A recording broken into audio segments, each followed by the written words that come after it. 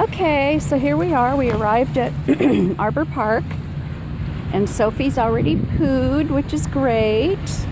And she's really good in the car. We have Charlotte, and we have Stella, and we have Elsa. There's Miss Elsa, who's a real fraidy cat, but she's getting over it. And then Jake, of course, off in the distance there. So, in the park, as you can see, is pretty empty, which is just the way I like it. I got 5 dogs here, and I follow, I poop stock them. Come on, Sophie. I poop stock them until they poo, and then I can relax. And they're pretty good about staying with me. As you know, there's little Miss Charlotte, who Sophie first off growled at in the car again, even though she's been around her a couple times, but that's okay. She might have forgotten. Did you forget who Charlotte was, huh? And so we're just gonna walk around and see what's going on. Charlotte and Sophie would be really great playmates, but Sophie's a bit more discriminating in that she prefers a little older person, or a little older dog, probably an older man like Freeway, who's 4. So, and Charlotte's not even a year yet. And she's a miniature golden doodle. And the size she is right now, she won't get any bigger. And, which is kind of cool. The breeder told Marty, her owner, that when she got her, that she wouldn't get more than, say, the top 25 pounds. And I don't even think she's there yet, but she's a real cutie. So anyway, we're just walking around. Sophie's checking things out. Good girl, Sophie. Good girl, Elsa. Elsa goes home today, which is kind of sad because she's been with me since Sunday. And again, when I have a dog that's with me for consecutive days, and they're not with us on a regular basis because the parents just don't use us. And this little dog doesn't really, she came and was terrified of everything, and then I just built her confidence up by talking to her while we're at the dog park. She's warmed up to Jake and really likes him now, although he's never around at the park. But she'll follow him around when we first get here. And she lays with him and stuff. Look, there she's sniffing Sophie. Good girl, Elsa. Good job, Sophie.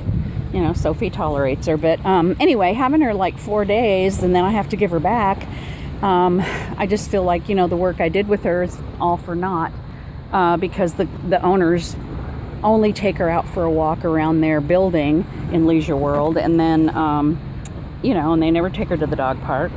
And so she doesn't really get to interact with other dogs all that often, which is really what dogs want, as you know. And she's a sweet little girl and smart as a tack. Very smart. It's not smart as a tack, smart as a whip. It's sharp as a tack. Okay, she's sharp as a tack. And oh my gosh, she's so trainable. And she pays attention and everything. But,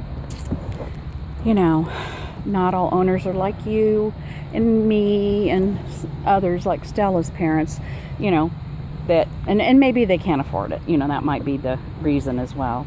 But I just feel bad for the dog. But, if I get her again, and Nicole takes care of her every now and then too, boards her. So, we'll just keep taking her to the dog park, and hopefully the memories will stay with her, and then each time she won't be as fearful. And Stella, I thought you would get a ball, but you haven't yet, which is kind of good because I left my Chucket in the car. But I love the way that they all kind of stay around. And one thing I forgot to tell you, the Beast, my dog is now a murderer. I took him to the El Dorado Park. I took the dogs I had with me to the El Dorado Park yesterday because I had to go get Ritz, and he lives right close to the park. So I took them on the small dog side. And Jake is usually pretty good. He just wanders around and does his thing. But there was a lot of squirrel activity going on, and it was pretty scary because Jake kept jumping up the trunk of a tree, and the poor squirrel, I think, was trying to get out of the dog park, so it was going from tree to tree, and it chose a tree whose branches like that, very similar, hanging over the chain link fence that led outside the dog park, and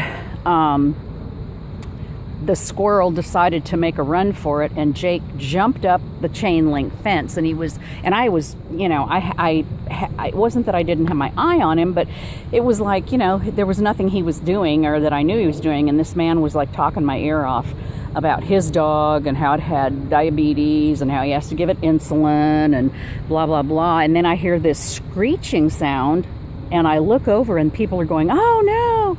And Jake had jumped up to the top of the chain link fence and basically was hanging there. And I thought he was caught by his collar.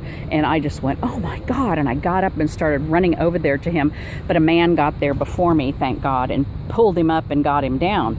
Well, there was a younger girl, you know, maybe in her 20s, who saw the whole thing. And she goes, oh no, he wasn't hanging by his collar, which was my fear. I thought he was choking, and I thought that sound was coming from him. And it wasn't. It was coming from the squirrel. And the squirrel was literally screaming.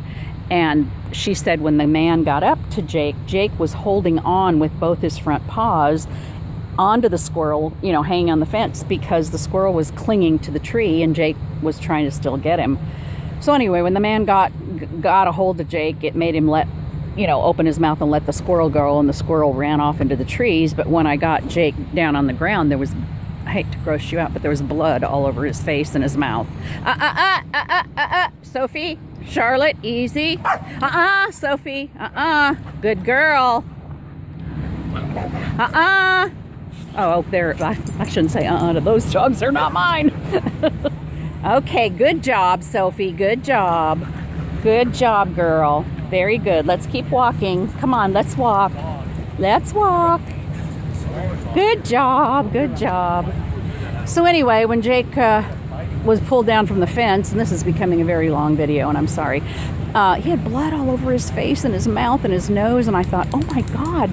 You know, at first I thought maybe the squirrel had cut him or scratched him, and then I realized it was the squirrel's blood, so it was not good. Anyway, I'll end on that note for now.